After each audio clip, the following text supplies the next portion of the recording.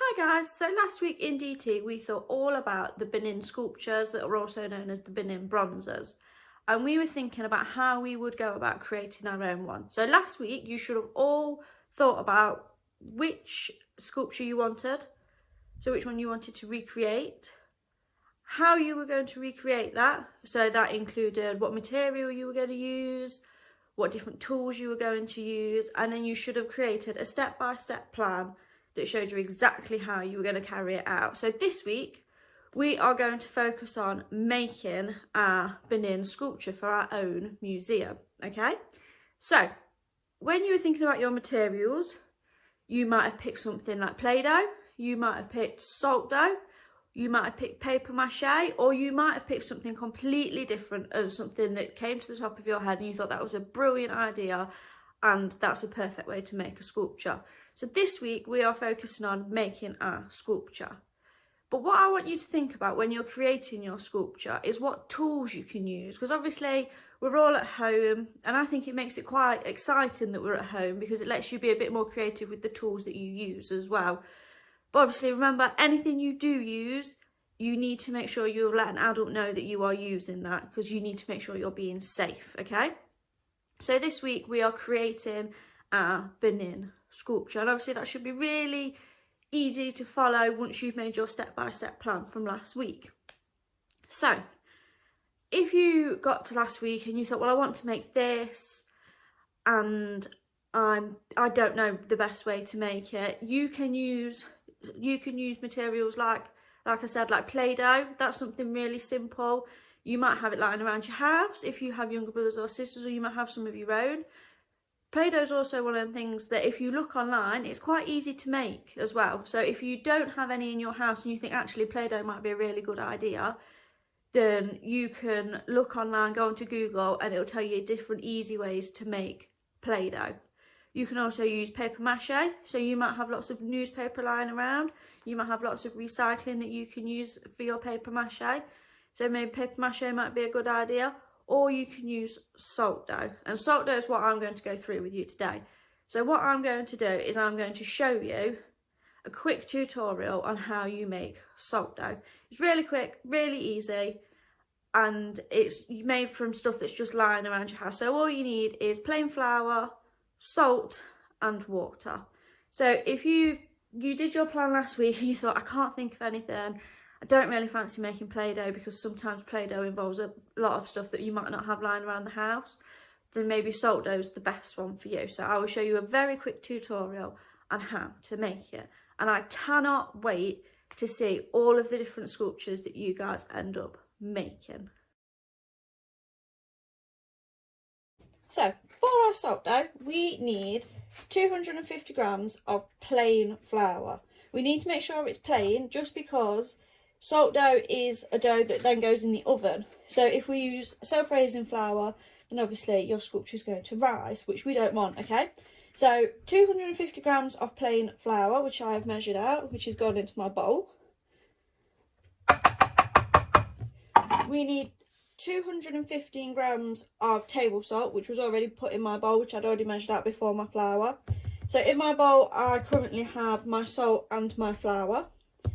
So 250 grams of plain flour, 125 grams of salt, and then you need roughly 125 millilitres of water as well, okay? But what I would say is, instead of pouring all of the water in at once, I would add it a little bit at a time. Okay, so you can use a spoon or you can use your fingers. I'm probably going to use my fingers because it's easier. So you want to add a little bit of water at a time until you make a dough consistency, okay? So I've added about half my water. It's a bit watery at the minute, so I'm going to use a spoon. And I'm just going to mix that together.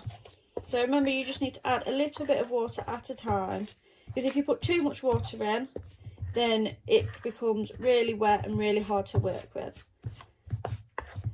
So what you want to do is you want to keep mixing it. So you can see I've added about half of my water and it's already starting to become a bit of a dough consistency.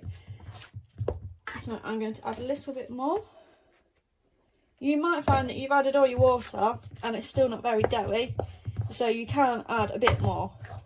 obviously just be careful with how much water you add, because the more water you add, the stickier and the runnier it can get. Okay, so as you can see, it's starting to turn into a bit more of a dough now, and I've still got a bit more of my water left.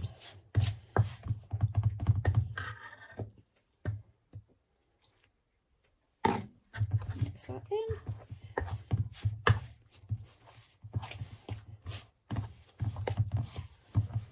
So it's becoming a lot more dough-like now.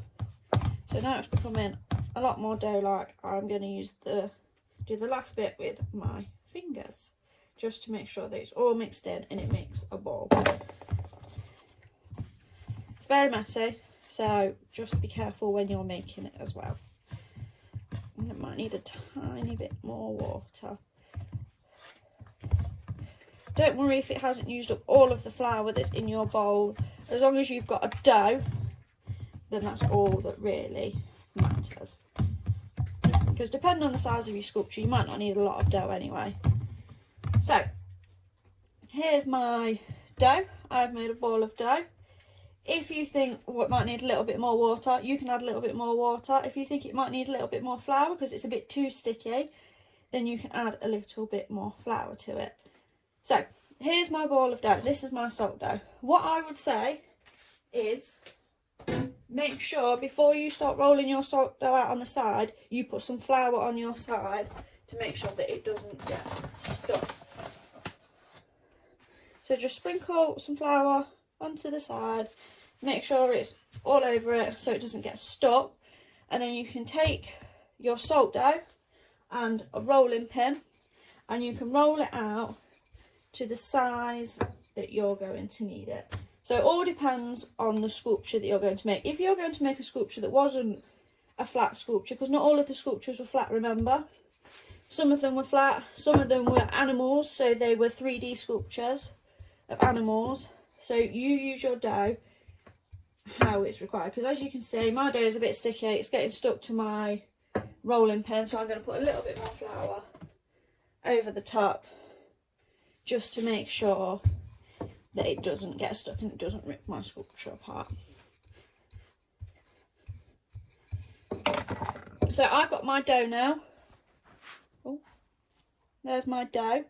And what I can do now is I can get all the tools that I've decided I'm going to use for my sculpture, and I can begin sculpting. Once I've done it, so I would cut out my sculpture that I want.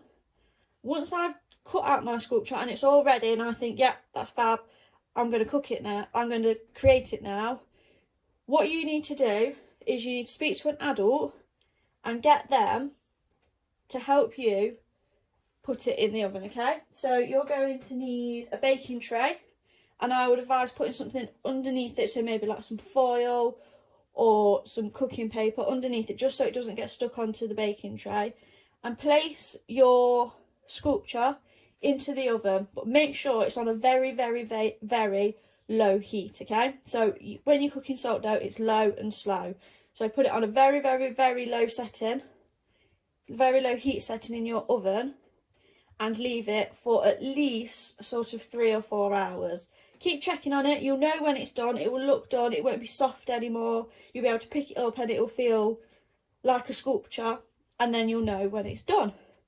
Good luck guys, I can't wait to see what you create.